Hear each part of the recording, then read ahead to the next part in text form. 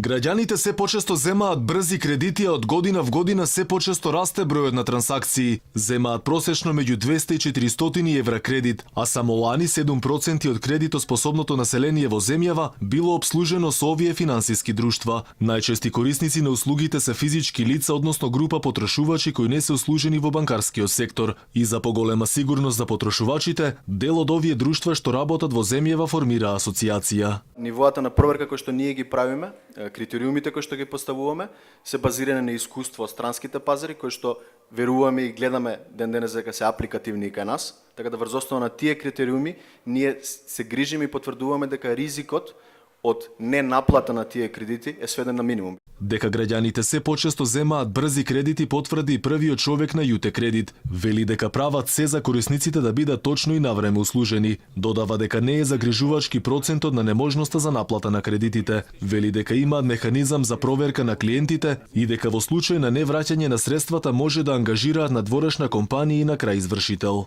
Фиксните трошоци кои нашите друштва ги имаат се отприлика слични како и банкарските.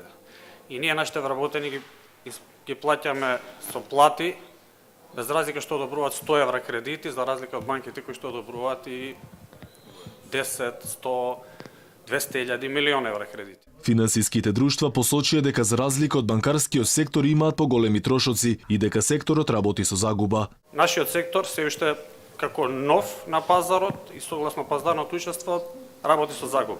Секторот на небанкарски финансиски услуги се развива брзо ширум светот. Ваков тренд има и во земјава на што укажуваат и бројките на издадени кредити, и тоа од 4,6 милиони евра во 2016, 17,5 милиони во 2017 и за 2018 очекуваат двојно зголемување во однос на 2017 година. Кај нас првото финансиско друштво се отвори во 2011 година. Сега се активни 24 друштва, а во асоциацијата на почеток се вклучени 7, кои денеска потпиша и кодекс за добра пракса. Целта е обезбедување по високо ниво на заштита и јасни правила на соработка со клиентите кои добиле или планираат да земат заем.